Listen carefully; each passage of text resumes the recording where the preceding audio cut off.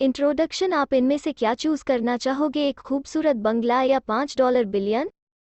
Freedom या अच्छी reputation? क्या आपको लगता है कि आपने लाइफ में काफ़ी पैसा कमा लिया है? क्या आप जानना चाहते हैं कि $84 और 50 बिलियन कैसे कमाया जाए? अगर ये सारे सवाल आपके दिमाग में घूमते हैं तो ये किताब पढ़िए। इसमें आपके हर सवाल का जवाब मिलेगा। दुनिया का ग्रेटेस्ट शो। आर्थर मॉर्गन हॉसेल जब कॉलेज में थे तो पैसे कमाने के लिए वैलेट की जॉब किया करते थे। जहां वो जॉब करते थे वो लॉस एंजलिस का एक आलिशान और महंगा होटल था। एक बार वहां एक गेस्ट आया जो अक्सर उस होटल में आया करता था। वो लड़का एक टेक्नोलॉजी एग्जीक्यूटिव था और काफ़ी तेज़ दिमाग वाला था। सिर्फ 20 साल की उम्र में ही उसने वाईफाई राउटर के लिए एक की कंपोनेंट डिजाइन करके उसे पेटेंट करवा लिया था। उस यंग मिलेनियर ने कई सारी टेक कंपनी स्टार्ट की और बाद में उन्हें बेच दिया। वो काफ़ी सक्सेसफुल था, लेकिन पैसे के मामले में वो थोड़ा अनलकी था। वो लड़का जहां भी जाता अपने साथ नोटों की गड्ढी रखता था और जो भी उसके साथ बात करता उसे वो ये पैसे दिखाता था। वो शराब पीकर बड़ी बड़ी डींगे मारता था। एक दिन उस आदमी ने गाड़ी पार्क करने वाले गार्ड को बुलाया और उसे कुछ नोट देकर पास वाली दुकान में जाने का ऑर्डर दिया।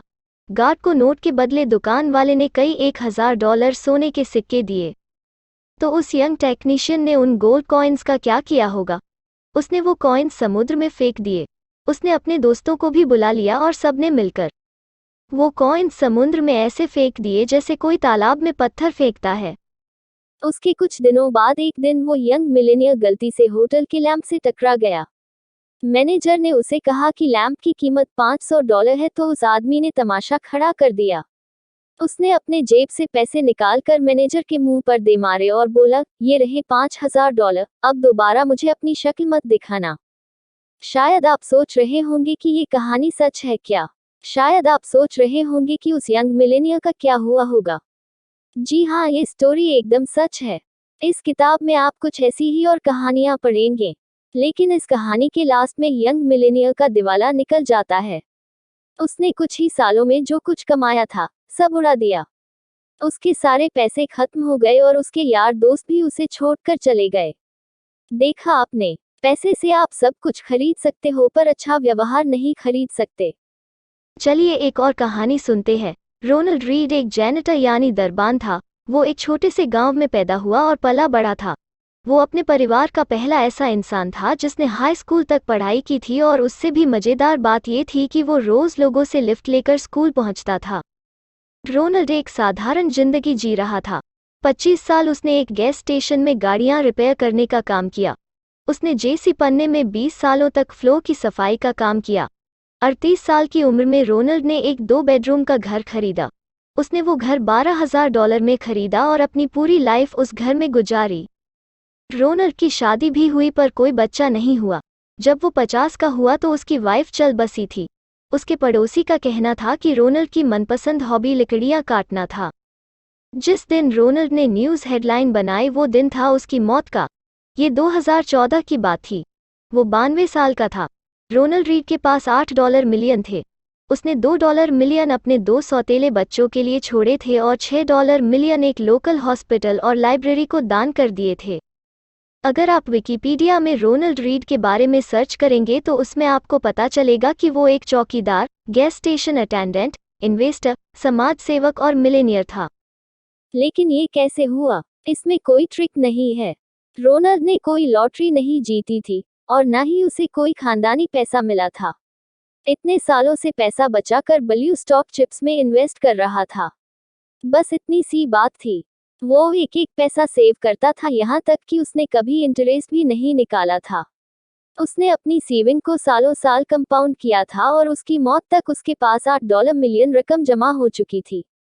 क्या आप कंपाउंडिंग का कॉन्सेप्ट जानते हैं? इसके बारे में हम बाद में बात करेंगे, लेकिन उससे पहले आपको एक और स्टोरी सुननी चाहिए। अब जरा एक नज़र डालते हैं उस आदमी पर जो रोनाल्ड रीड से बिल्कुल हटकर था। रिचर्ड फ्यूस्कान मेरिल लिंच में एक एग्जीक्यूटिव था। उसने हार्वर्ड से एमबीए किया था और वो 40 की उम्र में रिटायर हो गया था। एक बिजनेस मैगजीन की 40 under 40 most successful people list में उसका नाम भी शामिल था। कनेक्टिकट में रिचर्ड का 18,000 स्क्वायर फीट का बंगला था जिसमें 2 स्विमिंग पूल, 2 लिफ्ट, 7 गैराज और 1 बाथरूम थे।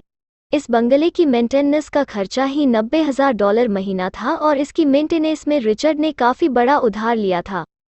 लेकिन फिर उसकी किस्मत ने करवट बदली। 2008 में फाइनेंशियल क्राइसिस आया और रातों रात रिचर्ड फुटपाथ पर आ गया। उसी साल उसने बैंकरप्सी के लिए फाइल किया। इन दोनों यंग मिलेनियर्स रोनाल्ड रीड और रिचर्ड की कहानी से हमने क्या सीखा? फाइनेंशियल सक्सेस कोई साइंस नहीं है, बल्कि फाइनेंस ही एक ऐसी फील्ड है जहां रोनाल्ड रीड जैसे लोग भी सक्सेस हो सकते हैं। एक हम्बल एजुकेशन और एक्सपीरियंस वाला इंसान सर्जन, आर्किटेक्ट या इंजीनियर नहीं बन सकता। लेकिन फाइनेंस में रोनाल्ड रीड जैसा मामूली आदमी भी काफी बढ़िया अचीवमेंट कर सकता है। फाइनेंशियल सक्सेस एक साफ स्किल है जिसे कोई भी सीख सकता है। ये एक यूनिक फील्ड है जहां आपकी नॉलेज से ज़्यादा आप कैसे बिहेव करेंगे ये ज़्यादा मायने रखता है। फाइनेंस की फील्ड पैसे की साइकोलॉजी समझने का तरीका है। आप चाहे जहां से भी हो, जैसे भी हो, पैसा आपका दिमाग बड़ा बना देता है। बस आपको हमेशा अलर्ट रहने और ध्यान देने की जरूरत है। हर कोई अमीर बन सकता है पर हर कोई हम्बल नहीं होता।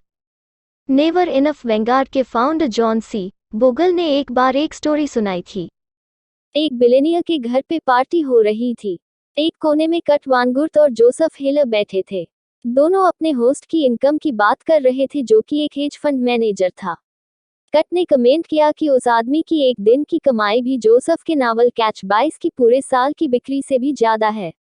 इस पर जोसेफ ने कमाल का जवाब दिया। उसने कहा कि उसके पास वो है जो हेज फंड मैनेजर के पास कभी नहीं होगा और वो है इनफ। अभी आपकी सोर्स ऑफ इनकम क्या है? क्या आप बोल सकते हैं कि आपके पास इनफ मनी है? चलिए इन दो लोगों की स्टोरी से जानते हैं। रजत गुप्ता कोलकाता का गरीब लड़का था। वो एक अनाथ था, लेकिन 45 की उम्र में वो एक सीईओ बन गया। रजत दुनिया की जानी मानी कंसल्टिंग फर्म में से एक मैककिन्से के सीईओ थे। साल 2007 में जब वो कंपनी से रिटायर हुए तो उसके बाद उन्हें United Nations and the world economic forum में एक बड़ी इम्पोर्टेड पोजीशन मिली।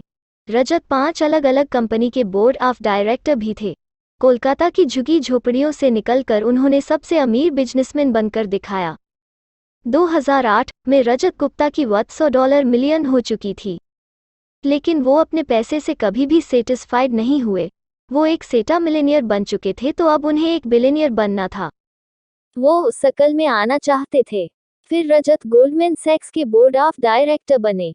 उन्होंने बिलियनियर बनने के लिए खुद को आगे बढ़ाया। 2008 में गोल्डमैन सैक्स इकोनॉमिक क्राइसिस के दौर में थी। वॉरेन बफे ने कंपनी को बचाने के लिए उसमें $5 बिलियन का इन्वेस्ट करने का डिसीजन लिया। एक बोर्ड मेंबर होने के नाते रजत गुप्ता को ये बात पब्लिक से पहले पता चल गई थी। वॉरेन बफे की फंडिंग से बेशक कंपनी के स्टॉक ऊपर जाने के चांस थे। बोर्ड मीटिंग कॉल के 16 सेकंड बाद रजत ने एक हेज फंड मैनेजर राज राजारत्नम को कॉल किया। ये कॉल कभी रिकॉर्ड नहीं हुई थी, पर राज ने तुरंत ही गोल्डमैन के 175,000 शेयर खरीद लिए। कई घंटों बाद वॉरेन की डील की खबर पब्लिक तक पहुंची। गोल्डमैन के स्टॉक एकदम से ऊपर चढ़ गए। राज ने कुछ ही घंटों में $1 मिलियन कमा लिए और प्रोसिक्यूटर ने बताया कि रजत ने टोटल $17 मिलियन का प्रॉफिट कमाया। इसे इनसाइडर ट्रेडिंग का एक क्लासिक केस माना जाता है। रजत गुप्ता ने अपनी सारी दौलत से हाथ धोया और उन्हें जेल जाना पड़ा, और साथ ही उन्होंने अपनी रेपुटेशन भी गंवाए। रजत के पास पहले ही $100 मिलियन थे, तो उन्हें $1 बिलियन और क्यों चाहिए थे? उनके पास पहले से ही धन दौलत, फेम, पावर और फ्रीडम थी। लेकिन लालच में आकर उन्होंने सब कुछ गंवा दिया, क्योंकि रजत गुप्ता के पास इनफ का सेंस नहीं था। हम इस स्टोरी से 3 चीजें सीख सकते हैं। लेसन 1, सबसे मुश्किल फाइनेंशियल स्किल है और ज्यादा दौलत जमा करने से खुद को रोकना। ज्यादा पावर, ज्यादा फेम और ज्यादा पैसे का लालच सेटिस्फैक्शन से ज्यादा एम्बिशन को बढ़ावा देता है। इस पॉइंट पर आकर जब आप आगे नहीं बढ़ते तो आपको लगता है जैसे आप पीछे जा रहे हो, और फिर आगे बढ़ने के लिए आप बड़े से बड़ा रिस्क लेते हो। मॉडर्न कैपिटलिज्म 2 चीजों में बहुत अच्छा है। दौलत के साथ साथ आप लालची भी होते जाते हो। इंसान अपनी हद भूल जाता है। उसे समझ नहीं आता कि कहां पर रुकना है। लेसन नंबर 2, सोशल कंपैरिजन यानी दूसरों से तुलना एक प्रॉब्लम बन जाती है। मान लो एक फुटबॉल प्लेयर साल के $500,000 कमाता है। उसके पास पहले से ही काफ़ी पैसा है, पर हम अगर उसकी तुलना माइक ट्राउट से करें तो जिसका $450 मिलियन साल के हिसाब से 12 साल का कॉन्ट्रैक्ट है, तो हमें ये रूकी प्लेयर उसके सामने एकदम गरीब लगेगा।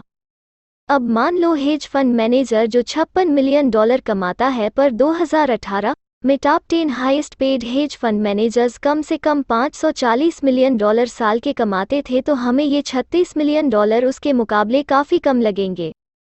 लेकिन अगर टॉप 10 हेज फंड मैनेजर्स जो साल के $3540 मिलियन कमा रहे हैं, वो अपनी तुलना अगर टॉप 5 से करे तो top 5 hedge fund managers $770 million कमाते हैं। और अगर टॉप 5 खुद की तुलना वारेन बुफे से करे तो जो कि 2018 में उनसे $5 बिलियन ज़्यादा अमीर है। और अगर वॉरेन बफे जेफ बेजोस के लेवल पर आना चाहे तो जिसकी नेटवर्थ 2018 में $24 बिलियन थी, तो देखा आपने, सोशल कंपैरिजन की दीवार बहुत ऊंची है, कोई भी इसे छू नहीं सकता।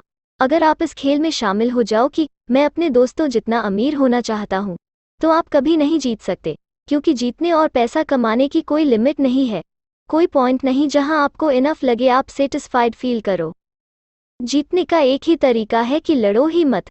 मान लो कि आपके पास काफ़ी है, चाहे आपके आसपास के लोग और की चाहत में पागल हुए जा रहे हो।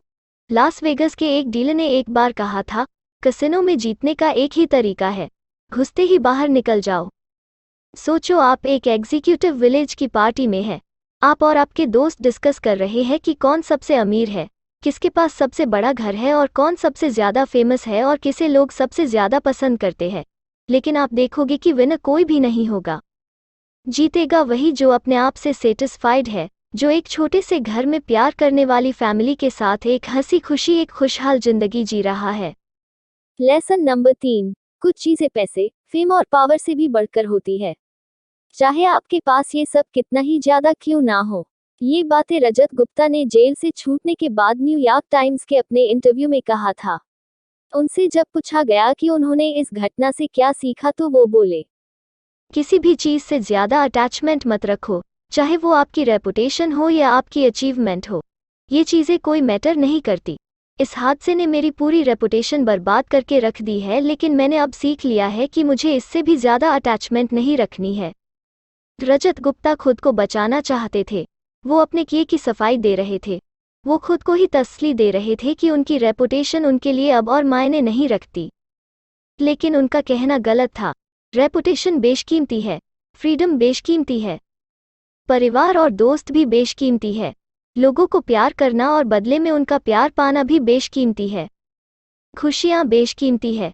लेकिन ये सब पाने का एक ही तरीका है कि आप अपनी हद समझे, आपको याद रहे कि कब रिस्क लेने हैं और कब इनफ का मतलब इनफ है। कंपाउंडिंग एक फील्ड से सीखी हुई बातें हमें दूसरे फील्ड में काम आती है। क्या आपको पता है बहुत पहले आइस एज क्यों आया था? ये कुछ उसी तरह है जैसे इन्वेस्टमेंट में कंपाउंडिंग आपके पैसे पर ग्रो करती है। 19वीं सेंचुरी में जाकर साइंटिस्ट इस बात पर एग्री हुए थे कि धरती में कभी आइस एज आया था। इसका सबूत इतने करीब था कि आसानी से नज़रअंदाज कर लिया जाता था। धरती में सिर्फ एक ही आइस एज नहीं आया, बल्कि हमारी पृथ्वी ने 5 आइस एज देखे हैं जिनकी डेट का हम आज एक्यूरेट अंदाजा लगा सकते हैं। क्या आप सोच सकते हैं कि पूरी दुनिया को बर्फ से कवर करने, बर्फ पिघलाने और फिर से बर्फ से ढकने पर कितनी एनर्जी की ज़रूरत पड़ेगी? तो ये घटना 5 बार हो चुकी है। लेकिन आइस एज आया ही क्यों? आइस एज के पीछे क्या वजह है? इसके बारे में बहुत सी थ्योरीज है। एक थ्योरी के हिसाब से माउंटेन रेंज में हलचल होने की वजह से क्लाइमेट में चेंज आया है। एक दूसरी थ्योरी कहती है कि आइस धरती का नेचुरल वातावरण है जिसमें ज्वालामुखी फटने से बदलाव आया है। हालांकि ये थ्योरी सिर्फ एक आइस एज को एक्सप्लेन करती है, ना कि 5 को। 1900 की शुरुआत में एक सबियन साइंटिस्ट माइल्यूटिन मिलनकोविक ने सोलर सिस्टम में धरती की पोजीशन को स्टडी किया और वो इस नतीजे पर पहुंचा कि सूर्य और चंद्रमा की ग्रेविशनल ताकत का प्रभाव पृथ्वी की धुरी पर पड़ता है। मिलनकोविक ने कहा कि कई बार ऐसा भी होता है कि पृथ्वी अपनी धुरी पर कुछ ज़्यादा ही झुक जाती है, जिससे इसे नॉर्मल से ज़्यादा सोलर रेडिएशन मिलता है। पृथ्वी के हेमिस्फीयर में आने वाले बदलाव के चलते बहुत ज़्यादा ठंड हो गई, जिससे पूरी पृथ्वी बर्फ की मोटी चादर से ढक गई थी। व्लादिमीर कोपेन, जो एक रशियन मीटेरोलॉजिस्ट है, उन्होंने इस थ्योरी में एक कंडीशन जोड़ी है। उन्होंने कहा कि एबनॉर्मल टिल्ट की वजह से धरती पर गर्मियों के मौसम में भी ठंड बढ़ गई थी। ये उस तरह की गर्मी थी जिसमें इतनी गर्मी नहीं होती कि पूरी बर्फ को पिघला सके। गर्मियों के बाद भी धरती के कुछ हिस्से बर्फ से ढके रहे, जिससे बर्फ को आने वाली सर्दियों में भी टिके रहने में आसानी हुई। साल दर साल इसी तरह बर्फ के ऊपर बर्फ की परतें जमा होती रही जब तक कि पूरी पृथ्वी बर्फ से नहीं ढक गई और इस तरह आइस एज आया। देखा आपने, कंपाउंडिंग का कॉन्सेप्ट भी कुछ ऐसा ही है। मान लो आपने अपनी एनुअल सैलरी का 10% इंडेक्स फंड में जमा करना शुरू किया और आपकी एनुअल इंटरेस्ट रेट है 10%। तो अगले साल आपके पास आपकी सैलरी का 10% का 100 इंटरेस्ट रेट के साथ होगा। फिर आप 2022 तक अपनी सैलरी का 10% जमा करते गए। हर साल आप 100 जोड़ रहे हो और हर साल आपका 10% इंटरेस्ट रेट भी ग्रो कर रहा है। अगर आप इस पैसे को अगले 10 साल तक नहीं निकालते हो तो आप मिलेनियर बन जाओगे। आइस एज भी धीरे धीरे बर्फ के जमा होने से आया। कंपाउंडिंग ऑफ इंटरेस्ट का मतलब भी यही है, धीरे धीरे पैसे जमा होना। क्या आपको पता है कि वॉरेन बफे सिर्फ 10 साल की उम्र से ही इन्वेस्ट करते आ रहे थे। उन्होंने कभी भी अपने इंटरेस्ट का पैसा नहीं निकाला। उन्होंने कई सालों तक ये पैसा जमा होने दिया और जब वो 89 के हुए तो उनके पास $84.50 बिलियन था। ये उनके डिसिप्लिन और 8 दशकों के कंपाउंडिंग का नतीजा था। अगर आप कैलकुलेट करें तो वॉरेन बुफे ने अपने 50वें जन्मदिन के बाद ही $84.50 बिलियन कमाया। ये सब कंपाउंडिंग के पावर का कमाल है। इस इक्वेशन के बारे में सोचो, 8 जोड़ 8 जोड़ 8 जोड़ 8 जोड़ 8 जोड़ 8 जोड़ 8 जोड़ 8 प्लस 8 72, ये जोड़ है। लेकिन जब आप 8 को 8 से ही 9 बार मल्टीप्लाई करेंगे तो क्या होगा? 8 8 8 8 8 8 8 8 times 8 equals 134, 27,728। देखा आपने कितना फर्क है। वॉरेन जब 20 या 50 के थे तो वो अपना पैसा यूं ही नहीं खर्च करते थे और उन्होंने 60 या 70 का होने तक इन्वेस्टिंग नहीं छोड़ी। वो लगातार इन्वेस्ट करते गए। उन्होंने 25 सालों तक पैसे जमा किए। वॉरेन की दौलत पर कई सारी किताबें भी लिखी गई है। फिर से बता दें, उनके पास $84.50 बिलियन है। उन्होंने 10 साल की उम्र से इन्वेस्ट करना शुरू किया था और 89 का होने तक करते रहे। अगर कंपाउंडिंग पर सच में कोई किताब लिखी जाए तो उसका नाम होना चाहिए शट अप एंड वेट। अमीर होने और अमीर रहने के बीच का फर्क। अमीर बनने के कई तरीके हो सकते हैं, लेकिन अमीर बने रहने का सिर्फ एक ही तरीका है। चलिए तो ये बात हम इन दो इन्वेस्टर्स की कहानी से सीखते हैं। जेसी लिवरमो अपने टाइम का बेस्ट स्टॉक ट्रेडर्स में से एक था। वो 1877 में पैदा हुआ था, जब दुनिया को पता भी नहीं था कि ट्रेडर कोई भी बन सकता है। उससे पहले ही उसने खुद को एक ट्रेडर के तौर पर एस्टेब्लिश कर लिया था। 50 साल की उम्र में ही जेसी ने $100 मिलियन कमा लिए थे। 1929 में स्टॉक मार्केट क्रैश हो गई, जिसकी वजह से ग्रेट डिप्रेशन आया। उन दिनों चारों तरफ बस यही न्यूज़ छाई हुई थी। वॉल स्ट्रीट के ना जाने कितने ही स्टॉक ट्रेडर्स ने सुसाइड कर लिया था। अक्टूबर 29, 1929 के दिन जेसी का परिवार घर पर उसका इंतजार कर रहा था।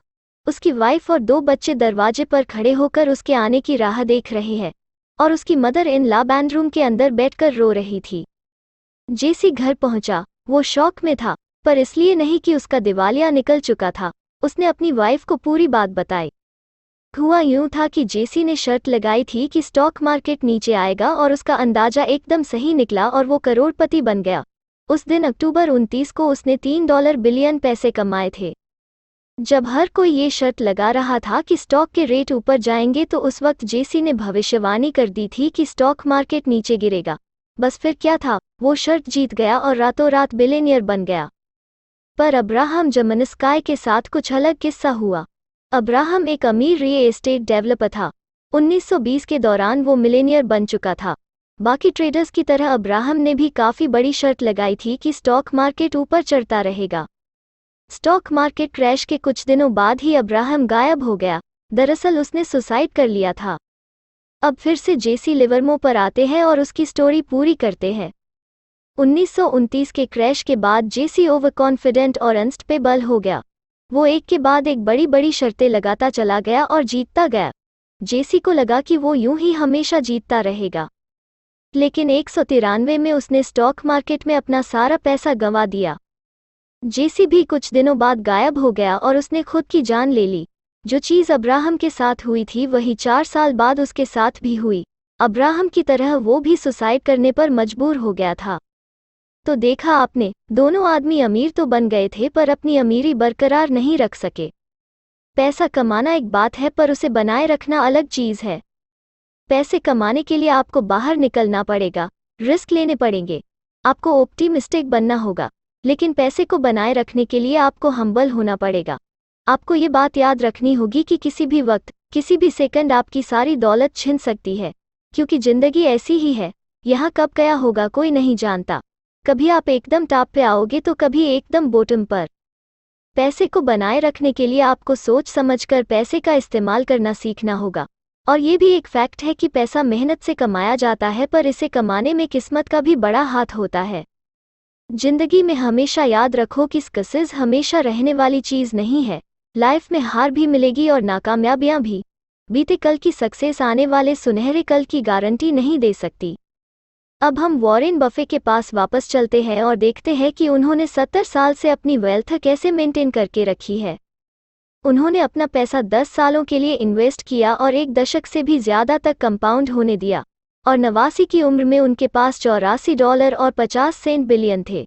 वॉरेन को इन्वेस्टिंग आती है, उन्हें पता है कि इन्वेस्टिंग के लिए कौन सी कंपनीज बेस्ट रहेंगी। उन्हें ये भी पता है कि सबसे सस्ते स्टॉक्स कौन से हैं, और वो सबसे ज़्यादा इफेक्टिव मैनेजर्स को जानते हैं। और इस तरह से वो एक अमीर आदमी बने। लेकिन वॉरेन ने अपनी वेल्थ कुछ इस तरह से बनाए रखी, वो किसी बहकावे में नहीं आए। उन्होंने 14 रिसेशंस झेल लिए पर कभी भी घबरा कर अपने स्टॉक्स नहीं बेचे। उन्होंने अपनी रेपुटेशन दांव पर नहीं लगाई। उन्होंने खुद को किसी एक स्ट्रेटजी, एक ओपिनियन या एक पासिंग ट्रेड तक सीमित नहीं रखा। उन्होंने कभी क्विट नहीं किया और ना ही रिटायर हुए। 65 साल के बाद भी वो कंपाउंडिंग करते रहे, और इस तरह वॉरेन सरवाइव कर गए। कंक्लूजन, आपने इस किताब में उस यंग टेक जीनियस की कहानी पढ़ी जिसने $1000 गोल्ड कॉइन्स समुद्र में फेंक दिए थे। आपने इस किताब में रोनाल्ड रीड की कहानी भी पढ़ी जिसने एक मामूली सा चौकीदार होने के बावजूद $8 मिलियन दान कर दिए थे। आपने हार्वर्ड MBA ग्रेजुएट और रियल एस्टेट इन्वेस्टर रिचर्ड फ्यूजिकोन के बारे में भी पढ़ा जिसने 2008 के क्राइसिस में सब कुछ गंवा दिया था। और आपने इस किताब में रजत गुप्ता की कहानी भी पढ़ी जिसके पास $100 मिलियन होने के बावजूद उसे $1 बिलियन और चाहिए थे। इस बुक में आपने जेसी लिवरमो और अब्राहम जमनस्काई की कहानी भी सुनी। इनमें से दिन के $3 बिलियन कमाता था जबकि दूसरा अपना सारा पैसा गंवा बैठा था। बाद में दोनों लोगों ने सुसाइड कर लिया था। आखिर में आपने इस बुक में वॉरेन बफे के बारे में पढ़ा। तो इन सारे लोगों में से आप किसके जैसा